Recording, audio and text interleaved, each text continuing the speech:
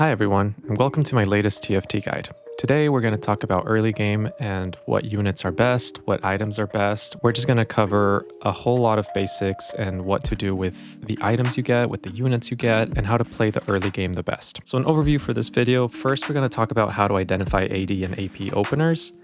We're going to talk about best early game items and their uses. We're going to talk about units and what are the best performing comps. And finally, we're going to talk about some tips on how to hang on to streaks, whether it's a win streak or a loss streak.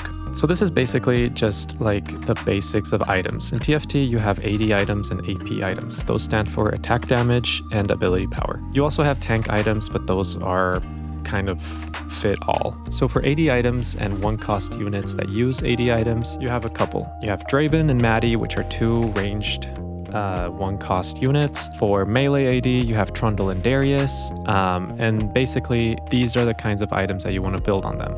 For ranged AD units, you want to build things like Infinity Edge or Deathblade, Static Shiv, Runon's Hurricane, Guinzo's Rageblade, things that make them hit harder. It's pretty straightforward. And for AP units like Zyra or Lux or Vex, and again, I'm basically just sticking to one cost units, and at most I may talk about a few two cost units. For AP units, you want to focus on things like Spear of Shojin, Rabadon's Death Cap, or Archangel's Staff. Basically most items that are built with a rod or with tier for the most part. Now, the reason why I separate AD melee and AD ranged is because AD melee units sometimes are disguised as tanks, and some newer players may think that some units are tanks when in reality you want to be building damage on them. But because they're frontlining, you want them to be a little bit tanky. So things like Bloodthirster or Sterax or Titanic, all of these items essentially add attack damage to the unit, but also help them stay alive for longer. Now, if you have no idea what to get in Carousel, or you're kind of like lost on what to do if you get component anvils, usually bow and belt are the most flexible components. Bow allows you to build AD items and AP items. Belt gives you a huge range of tank items, and whether you want to build armor penetration or magic penetration, Belt usually has you covered. So now I'm going to talk about a couple opener comps that are fairly easy to get. When I say early game, I usually mean like the first 6 rounds. So essentially all of stage 2 up till 3-2. And if you want to think, smaller, basically levels 1 through 4, 1 through 5 is early game. So for this first comp, I want to talk about the brothers, Darius and Draven.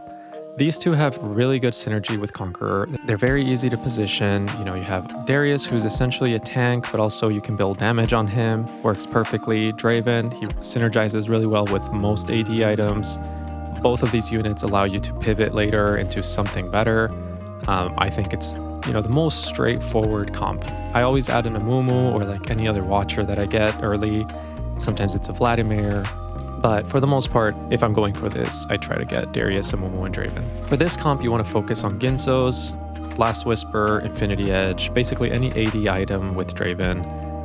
Like I said, will pivot very nicely later into better AD ranged characters. And for Darius, you can focus on other AD melee items, like I mentioned, like Bloodthirster or Titans or Sterax. But also you can just kind of like throw any tank item at him and he'll be totally fine, like Sunfire Cape or Warmogs, etc. The second comp I want to talk about is the Enforcer comp. This is one of my favorite ones because it very easily transitions into Kog'Maw reroll or Zeri reroll. And even if you don't hit those rerolls, you can very easily reach level 8 or 9 and try to find a Caitlyn to replace the Maddie with. With Maddie, I try to get Rageblade, Spear of Shojin. I get Spear of Shojin with her because even though she's an AD ranged character, most of her damage comes from her ult. Also, she's basically a placeholder for Caitlyn, and Caitlyn's ult is basically her whole kit. So a Spear of Shojin works really well with Caitlyn later as well. I don't know if you've ever seen a Caitlyn try to do anything without either a tier or a Spear of Shojin. She's pretty much a wet noodle without those, so I try to get those early if that's kind of what I'm going for. And for frontlining, I try to get Steb and Trundle. Steb, obviously, for the Enforcer synergy with Maddie, and Trundle just gives a nice little bruiser effect for your comp. If you're pushing a little bit more, or if you get a little bit lucky early, Zeri also works really well. Although I do try to save Zeri for level 4. Level 3, you kind of really want those 2 frontliners more than the Zeri. The next comp I'm going to talk about is Sorcerers. This one's a little bit harder to pull off. Typically, I go for Lost Streaks with this one, but it still works out. It can work really well. I go for Lux, Zyra, and Vlad. This one's very flexible because I'm showing you 3 Sorcerers. You only need 2 sorcerers for that first buff. So, I mean, I only add the Vladimir as something that's frontline, tanky, and also shares sorcerer. So you can do like Vlad, Lux, Amumu, Vlad, Lux, Draven, or, you know, Zyra instead of Lux. It's very flexible. This allows you to just kind of like go for a strong AP comp later with Silco, with Heimerdinger, you know, Kog'Maw. Any AP comp works really well later if you start off with this comp. Typically, I try to get things like Static Shift to like shred a little bit. I feel like Static is really good early game, but also works well late game just to like reduce that magic resistance. I feel like it doesn't do much mid game, but maybe that's just me.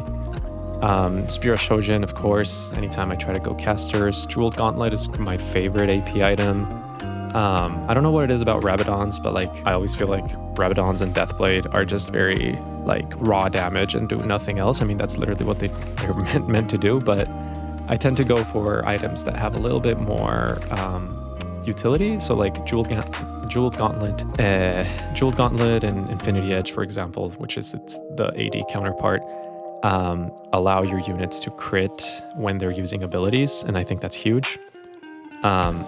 So sometimes those extra little things that are a little bit more RNG than just raw damage tend to be a lot better later in the game. You can round this opener with 2 Watchers frontline, 2 Bruisers, 2 Sentinels, really anything like that. If you want to go to level 4 and you get lucky with a Nami, it's a pretty strong comp to have 4 Sorcerers initially. And if you're lost streaking, it tends to be fairly easy with that comp because you don't take a lot of damage. That Vlad, honestly, if you like put any tank item on Vlad, he is really strong and can like resist quite a bit. The next opener is the Black Rose. This one's a little bit more niche because I'm like throwing in a 3 cost there. This is only if you get really lucky early and just get a 3 cost unit early on, as Cassiopeia, I don't know how to call her. But this one is really strong because, you know, even with 3 units, you get that extra unit of Scion because of the Black Rose.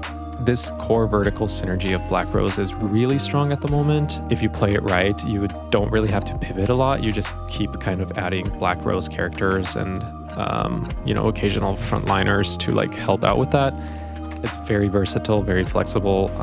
I love it. Anytime I get the chance to play it, I go for it because it's just kind of like fairly easy to pivot. You don't have to do a lot of thinking, like I said, but again, it's just really strong. And also it doesn't happen often. You know, it's not something that I can like force every game, but when it does, it's a nice little surprise, and it's good to know how to play it. Some other characters that kind of like round out this comp really well are Renata for the shields, and Darius and Amumu just really work really well with Vlad for that Watcher buff. And for items, I typically just want to go the same if like casters, Spear of Shojin. I do add Morello.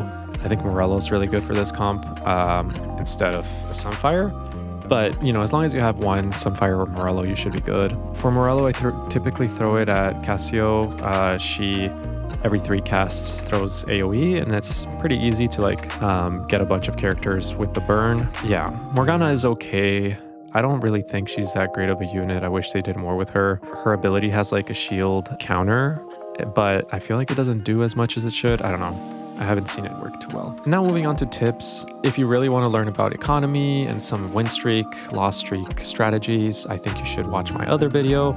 I try to like break down econ for beginners and just kind of explain a little bit how to use econ to your advantage. You know, you want to prioritize win streaks. It's the easiest way to just kind of make your way to an easy top 4 if you're just winning early game because you're kind of like preserving health as much as you can. Win streaks are easier than loss streaks, so it's not that bad. I also think it's really important to be flexible. You want to adapt based on item drops and unit availability.